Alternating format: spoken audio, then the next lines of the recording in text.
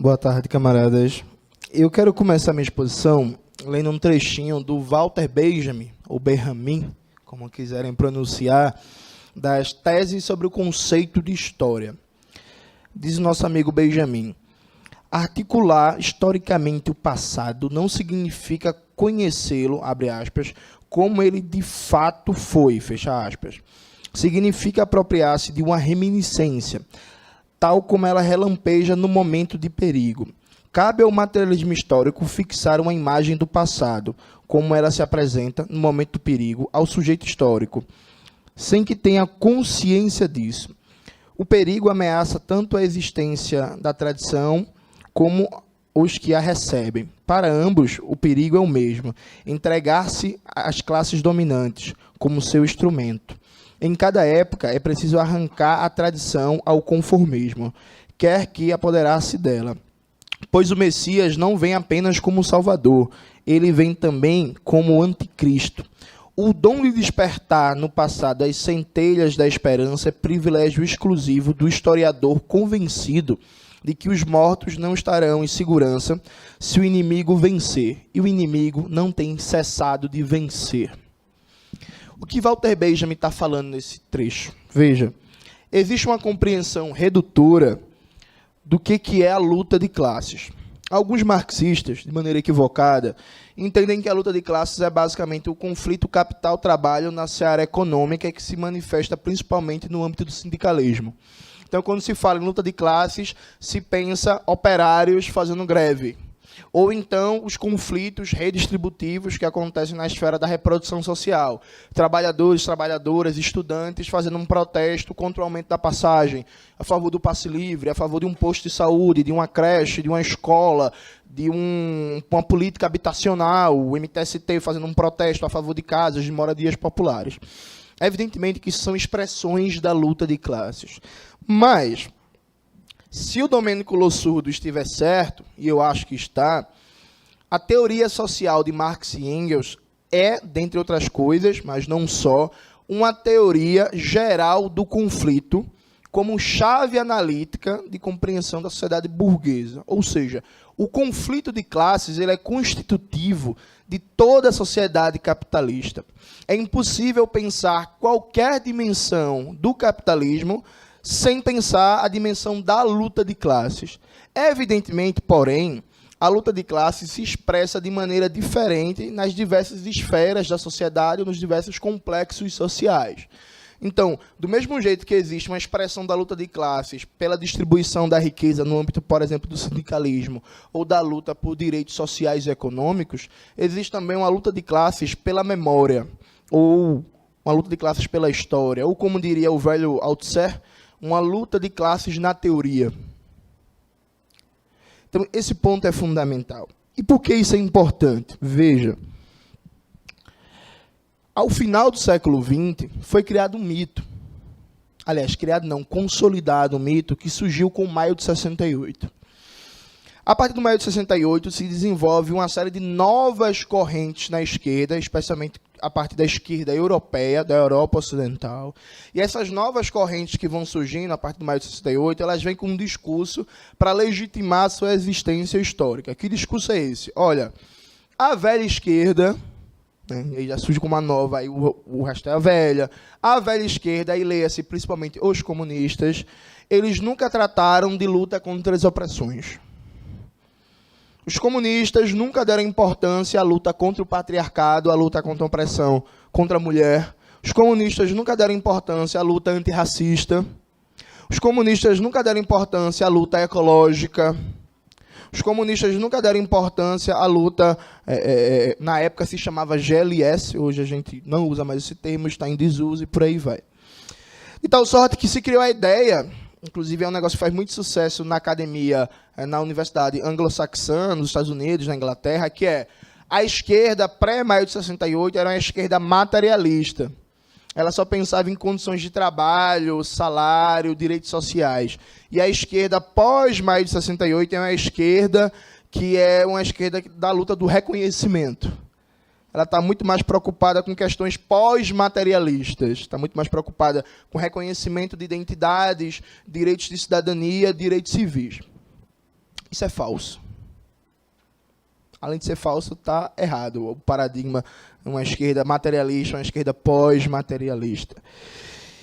E isso é muito interessante, porque, repare bem, é parte de um processo de apagamento da memória histórica do movimento comunista no século XX, porque assim, a gente foi derrotado, né?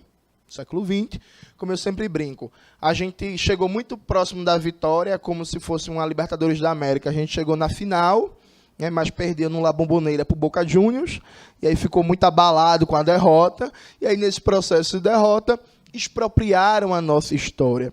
Porque tem outro insight do Domênico Lossurdo que eu acho muito bom, que ele faz a analogia entre expropriação do mais-valor, da mais-valia da classe trabalhadora, e expropriação da história. Ele fala, a burguesia, do mesmo jeito que ela expropria, ela se apropria da mais-valia, da riqueza que a classe trabalhadora produz, ela se apropria também da história e da memória da classe trabalhadora, adaptando essa memória e essa consciência histórica para a funcionalidade da reprodução da ordem burguesa. Então, se cria uma concepção de história que é plenamente útil para a dominação da classe dominante. E aí, esse mito fundamental de que os comunistas nunca deram contribuição, por exemplo, na questão racial, no Brasil teve uma expressão particular, né? Quando vem o final da ditadura empresarial militar aqui no Brasil, se instala uma disputa muito forte pela nova direção da esquerda brasileira. O PCB, mesmo tendo sofrido uma brutal repressão durante a ditadura, tendo tido várias crises, vários rachas durante o período ditatorial, ele ainda era uma força expressiva, só que aí perdeu essa disputa de hegemonia para o PT, que se consolidou enquanto principal força da esquerda brasileira, e embora esteja num período de franca decadência, está aí mais ou menos até hoje com hegemonia meio moribunda, mas que ainda está lá. E aí, nesse processo de o PT se consolidar, se criou toda uma narrativa histórica muito ampla que nada do que a esquerda fez pré-golpe de 64 prestou. Então, o marxismo era ruim, porque o marxismo era dogmático, era stalinista, era mecanicista, era um marxismo que defendia que o Brasil era feudal, e era tipo meio que caricaturas, né? Não, olha que marxistas burros, eles pensavam que tinham castelos, princesas e dragões no Brasil, eles achavam que tinha um feudalismo. Aí o sindicalismo não prestou, era um sindicalismo de cúpula, que não mobilizava ninguém, era horrível. E o PCB era stalinista e não tinha liberdade de nada, e era péssimo militar no PCB, parecia um quartel. Nossa, como era horrível, como a gente sofria e tal. Se criou todo um discurso, a esquerda era nacionalista, e nossa, como eles eram atrasados, nacionalistas, né? Nacionalismo é um negócio tão ruim, nós somos todos cosmopolitas, o mundo é global, e por aí vai, esse tipo de coisa. Dentro dessa narrativa, se criou uma história também, que é os comunistas no Brasil nunca falaram de racismo. Absolutamente. Isso se expressa não só em discursos acadêmicos, como em discursos, por exemplo, do senso comum. O Wagner Moura, que é diretor do filme do Marighella, ele foi dar uma entrevista na Alemanha. Ele falou assim, não, eu no filme, eu coloquei o debate sobre questão racial, né, foi uma licença poética, porque na época do Marighella não tinha esse debate, a esquerda não dava atenção. E o Marighella foi, quando deputado pelo PCB, que apresentou um projeto de lei e defendeu, junto com Jorge Amado, pelo direito de liberdade do culto das religiões de matriz africana, e apresentou um projeto também que seria hoje muito parecido com a lei 10.600 e tanto, que eu nunca lembro, essa aí mesmo, sobre o ensino de cultura, história africana e afro-brasileira. O Marighella, lá nos anos 30, junto com Jorge Amado e o núcleo do PCB na Bahia, que tinha um debate racial avançadíssimo, pautou isso. Enquanto deputado, tem discursos dele falando da importância de se reconhecer o negro, combater a discriminação. O Luiz Carlos Prestes, em 1935, no famoso manifesto Todo o Poder, a Aliança Nacional Libertadora, ele fala que com a aliança estarão todos os homens de cor no Brasil, porque só com todo o poder a Aliança Nacional Libertadora, os preconceitos reacionários que afligem a população negra no Brasil será combatido, dando continuidade à gloriosa tradição do Zumbi dos Palmares, registrando que no Brasil a população de cor luta há mais de 300 anos pela sua liberdade, fazendo uma ligação, inclusive, muito boa, uma sacada quase gramsciana, nacional popular, entre a luta contra a escravidão e a luta de classes nos dias atuais, 1935. Né? E colocando o Zumbi dentro de uma tradição de luta reivindicada pelos comunistas. Aliás, tem até um dado histórico que é muito legal. Antes do PCB ser fundado em 22, um dos grupos que tentou fundar o PCB se chamava Grupo Comunista Zumbi dos Palmares. Então, se apagou tudo isso. Os comunistas nunca falaram de nada, e aí apareceu todo um discurso pós-moderno, liberal, que agora é pela primeira vez na história. E esse processo de apagamento ele foi tão brutal, que ele, inclusive, pós-modernizou autores marxistas, né? Que é o caso do Frantz Fanon. Fanon ele circula muito em departamentos de pós-graduação de universidades, como autor decolonial, pós-colonial, pós-estruturalista, análise de discurso e por aí vai. E Fanon nunca aparece como um autor revolucionário, marxista-leninista, que tinha, inclusive, grande influência no seu pensamento de Ho Chi Minh, de Mao Tse-tung, de Lenin, de Stalin e de Hegel, né? Além de Freud, evidentemente, que está muito marcado ali na obra dele. Então, a função dessa coleção Quebrando as Correntes, ela é fazer o que o Walter Benjamin fala de uma história a contrapelo, ou que o Domênico Losurdo fala de uma contra-história. Eu acho que é condição indispensável para a gente reconstruir um movimento comunista forte no Brasil, a gente batalhar por uma hegemonia nossa, que tenha como uma das suas funções centrais resgatar a nossa história. Porque, veja, hoje de manhã eu debati e expliquei rapidamente o conceito de autofobia, né? Autofobia é um conceito do Domênico Losurdo que ele tenta se contrapor ao balanço hegemônico que a esquerda mundial faz sobre a experiência do século XX. Né? Basicamente, a esquerda mundial assimilou um discurso que a gente só fez cagada no século XX, que a gente só fez errar, que foi tudo um horror, que foi tudo feio, que foi tudo péssimo, que foi ditadura, que foi autoritário, gulag, matou não sei quantos milhões de pessoas. Cada vez que se conta, o número de mortes aumenta. Mao Tse-tung morreu há 50 anos e continua matando gente. Então, essa é a visão média, né? Nada presta, tudo é feio. E isso faz com que a gente, inclusive, tenha comportamentos estranhos, né? Porque não pode reivindicar, por exemplo, experiências de Mao Tse-tung, da União Soviética, de Cuba, da Coreia, da Argélia, mas pode gostar de Bernie Sanders. Podemos, Syriza, sabe, coisas estranhas. Então, o Domênico Losurdo, ele trabalha assim, ó, eu não quero dizer que foi tudo lindo no século XX. Não se trata disso. Eu não quero dizer que é tudo mentira da burguesia, que é tudo intelectual vendido, comprado pela CIA, é tudo mentira. Não.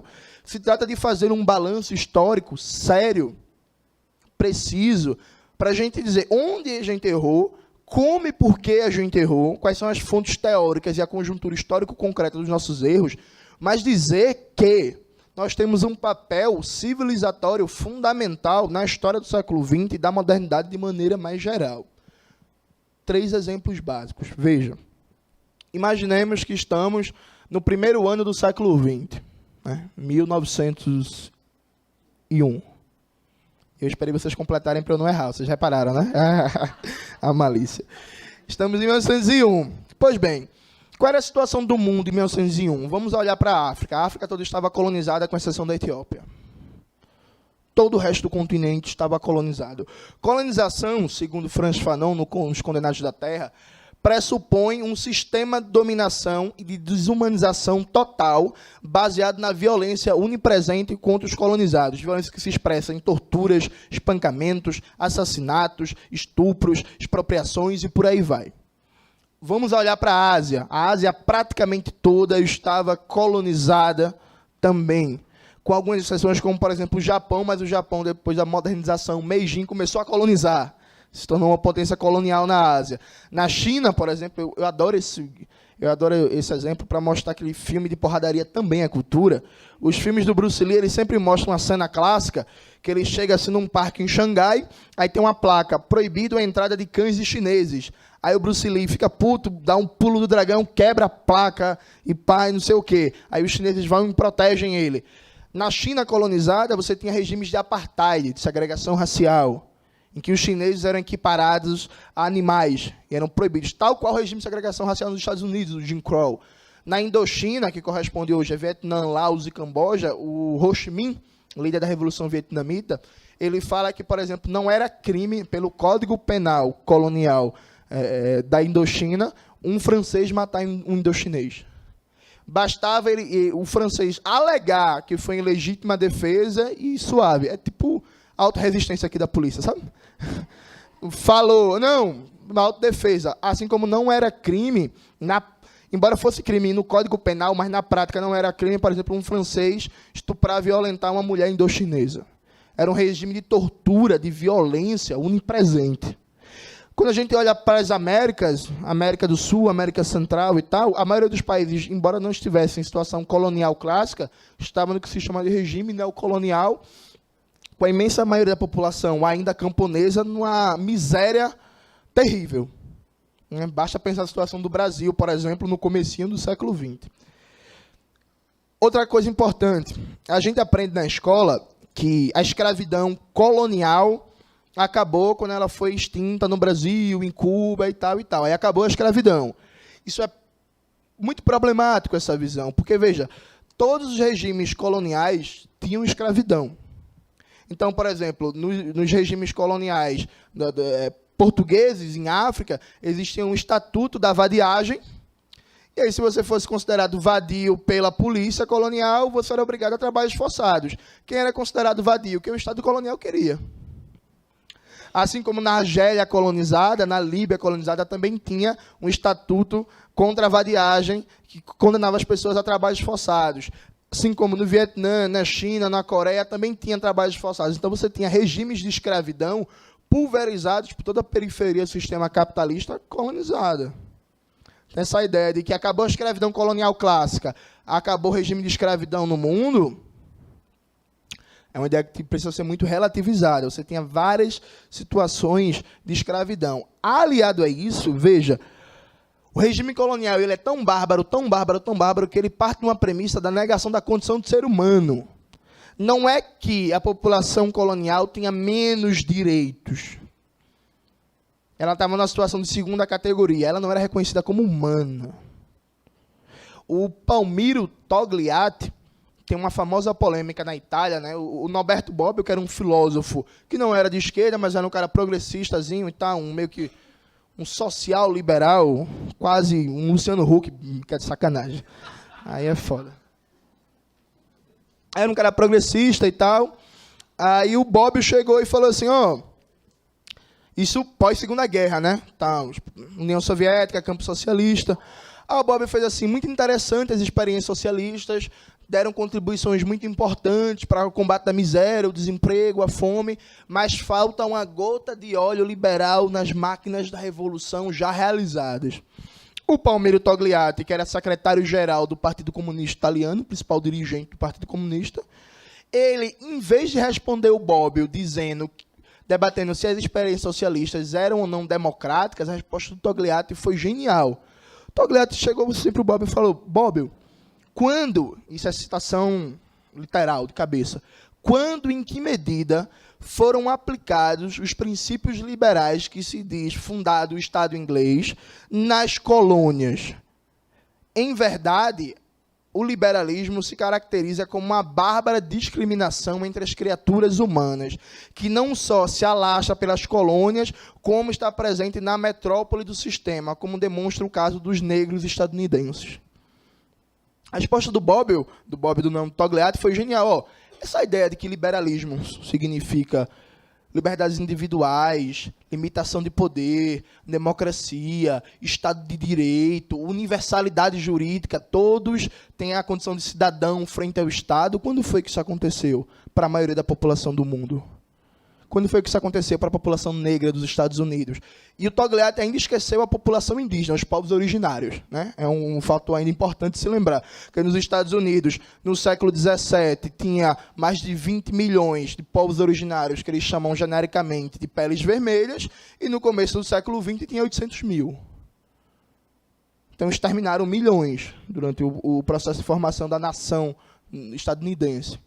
Então, perceba, a maioria da humanidade, no começo do século XX, estava em situação colonial, não tinha nem sequer o direito de reconhecimento da condição de humano, sujeita a formas de violência onipresentes e a trabalhos em situação análoga à escravidão. Quando é que isso começa a mudar? Existem três eventos históricos fundamentais. O primeiro evento histórico, que inclusive é uma vergonha a cultura brasileira conhecer tão pouco, reivindicar tão pouco, foi a Revolução Haitiana. A Revolução Haitiana, quando os chamados jacobinos negros tomaram o poder, acabaram com a escravidão e escreveram na Constituição haitiana: a partir de hoje somos todos negros e é proibido escravizar qualquer ser humano. E aí, isso foi muito interessante, inclusive, que eles pegaram a ideia de negro, que era uma ideia essencialmente negativa, que justificava a escravidão, para dizer que o signo maior da igualdade é: a partir de hoje somos todos negros, portanto ninguém mais é escravo. A Revolução Haitiana, inclusive, que teve um papel fundamental na montagem dos aparatos de repressão no Brasil. Porque durante todo o século XIX, o grande medo da elite brasileira era a haitianização do Brasil. Depois, quando surgiu os comunistas, a gente passou o seu bicho-papão, né? Mas durante décadas e décadas, o medo da classe dominante brasileira é quando acontecia aqui o que aconteceu no Haiti.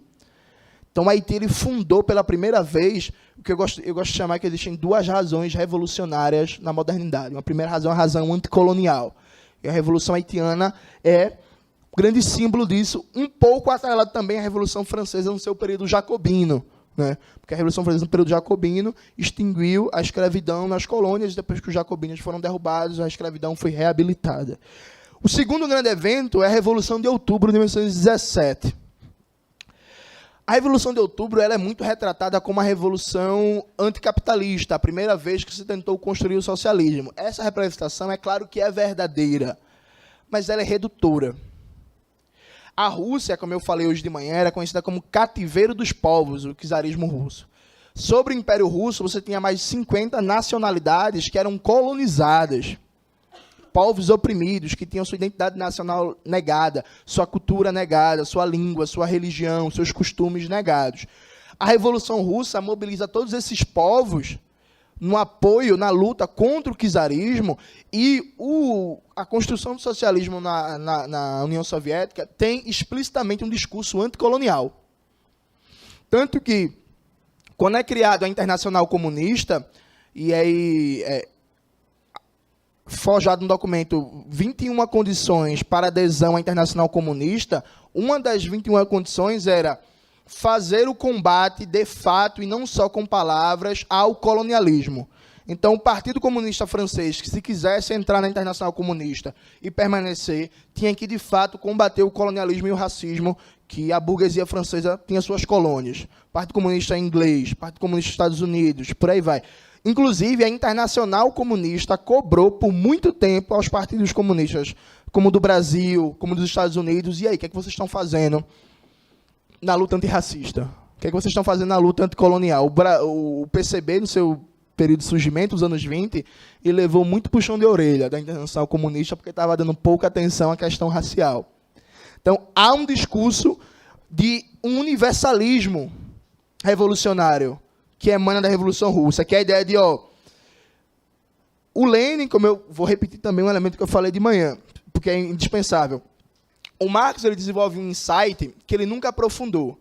Marx tem um momento da vida dele, lá nos anos 50 do século XIX, em que Marx fala: a brutal exploração capitalista, que aparece de forma civilizada na metrópole, assume formas nuas na colônia, onde ela desfila sem disfarces. Veja, quando Marx fala isso, Marx ele começa a pensar o seguinte: não é que os países coloniais eles são países que não são capitalistas e a penetração do capitalismo está inserindo eles no sistema mundo. Eles já são parte do sistema mundo, só que na condição colonial.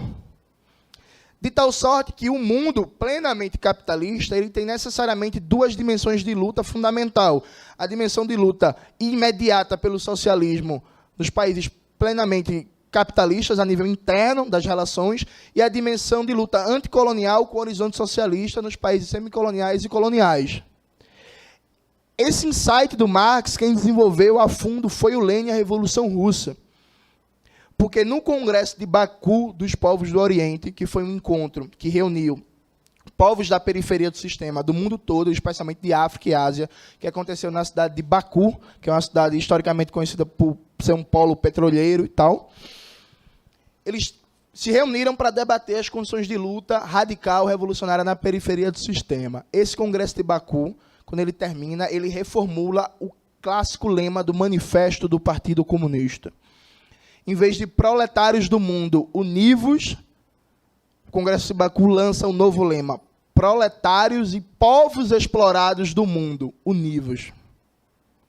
Deixando claro que a luta tem que ser dos operários e operárias do centro do sistema capitalista e dos povos explorados da periferia do sistema. O terceiro momento fundamental para reverter esse mundo colonial capitalista foi a vitória na grande batalha de Stalingrado. Veja, o nazismo e o nazifascismo, ele é muito mal compreendido. Existe uma máquina de propaganda, quase que propaganda de guerra gigantesca, para reduzir o nazismo a Hitler era louco. Porque Hitler, quando era pirraia, ele queria ser pintor. Aí ele não conseguiu. Aí ele ficou triste. Aí o cara da galeria que não aceitou o quadrinho dele era judeu. É por isso que ele tinha raiva de judeu. Nossa, Hitler apanhava da mãe. Aí ele ficou assim. Ou então, não, Hitler era totalitário, partido único, não sei o quê. Enfim, a propaganda, porque Hitler usava muito rádio e a propaganda na política. Tudo firula, na real, para desviar o verdadeiro sentido histórico do que foi o nazifascismo. E aí, dois pensadores, ao meu ver, mataram a charada muito bem, que é o Frantz Fanon e o Aimé Césaire. O Aimé Césaire, no discurso sobre o colonialismo, ele coloca assim, a África conheceu vários Hitlers antes do Hitler. O Aimé Césaire coloca que o nazifascismo nada mais é que a histórica tradição colonial europeia aplicada na própria Europa. Uma radicalização da tradição colonial. O Frantz Fanon, nos Condenados da Terra, ele diz assim, a nível individual dos direitos dos povos, o que é o fascismo se não colonialismo aplicado na própria Europa? Esses dois autores, eles compreendiam que o nazifascismo é uma radicalização da tradição colonial europeia aplicada na própria Europa no âmbito da disputa interimperialista por duas potências retardatárias que chegaram depois na divisão internacional do mundo, em que a Alemanha chega depois porque tem sua unificação tardia, o Japão chega depois porque tem sua modernização capitalista tardia, a Itália chega depois, e o fascismo foi um processo interno para recolocar a partir desses países, essa divisão do mundo em questão, radicalizando a tradição colonial liberal europeia. Então, quando Hitler é derrotado, e aí lembrando, quem derrotou os nazistas não foi o Capitão América, não foi, o Capitão América não tinha bigode, Quem derrotou também o nazifascismo não foi Churchill, com aqueles discursos de coach dele, parecendo um bagulho de autoajuda. Também não foi a Inglaterra. Os Estados Unidos também não teve papel fundamental nenhum nisso. Por outro dia, eu fiquei muito puto, inclusive, momento de desabafo. Eu publiquei um debate entre o Villa e o Rodrigo Constantino. Vê, qualidade, E aí, o Marco Antônio Villa, que é um cara reaça e tal, conservador e não sei o quê, ele estava batendo no Constantino lá, o cara do Dabilhão, porque o Constantino estava dizendo que quem derrotou os nazistas foi a Inglaterra. Aí o Villa, quem derrotou os nazistas foi a União Soviética, que teve papel fundamental. Camarada Villa, defendendo lá o histórico dos soldados soviéticos. E aí eu compartilhei o vídeo, aí apareceu um rapaz, um sujeito muito legal, inclusive, militante do PT, que falou assim, não é bem assim, a União Soviética foi importante, mas os Estados Unidos contribuiu muito. Eu tinha um programa, que eu não vou saber pronunciar o nome bem em inglês, que meu inglês é horrível, mas Lead Chaps, algo assim, que era um programa dos Estados Unidos para financiar armamentos e fornecer armamento para os aliados no âmbito da frente, Aí dizendo que a União Soviética, se não fosse esse programa dos Estados Unidos, não teria conseguido derrotar os nazistas. A nível de tanques e carros de combate, aviação e armas, o programa dos Estados Unidos financiou 6% do gasto soviético. Então, é uma matemática muito estranha falar que no âmbito de 100, 6% foi fundamental e importante para contribuir para a derrota dos nazistas. E aí, quando o nazifascismo é derrotado, é derrotado o discurso colonial clássico liberal junto. Porque, veja, falar que existe raça superior e raça inferior, falar que a raça branca é raça superior, isso não era delírio da cabeça de Hitler, isso era um bagulho que todo mundo falava. Um negócio que Churchill falava, que Roosevelt falava, que Dadalier falava. Sabe? No Brasil existiam leis de eugenia, na Argentina existia, nos Estados Unidos, auge do regime Jim Crow, e por aí vai. Tanto, inclusive, a palavra racismo não tinha conotação negativa. Racismo era lido como a saudável separação entre raças que são diferentes e não podem se misturar.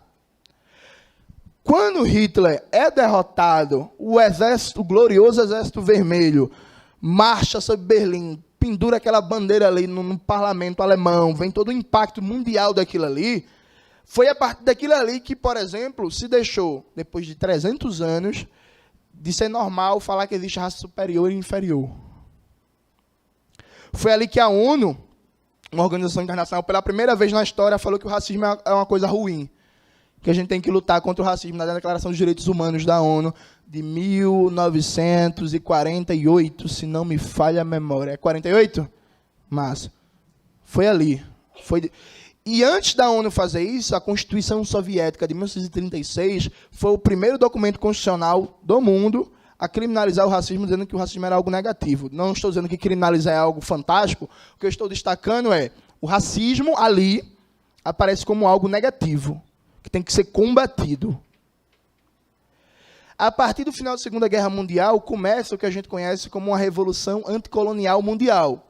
Aí vem um processo de libertação dos países africanos, dos países asiáticos, Revolução Chinesa, Revolução Cubana, Revolução Coreana, Moçambicana, Argelina, etc, etc, etc, etc. Conferência de Bandung, movimento terceiro-mundista, movimentos não alinhados e por aí vai.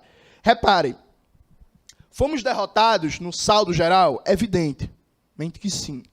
Agora, hoje, no mundo que a gente vive, não existe tantos regimes de agregação racial aberta.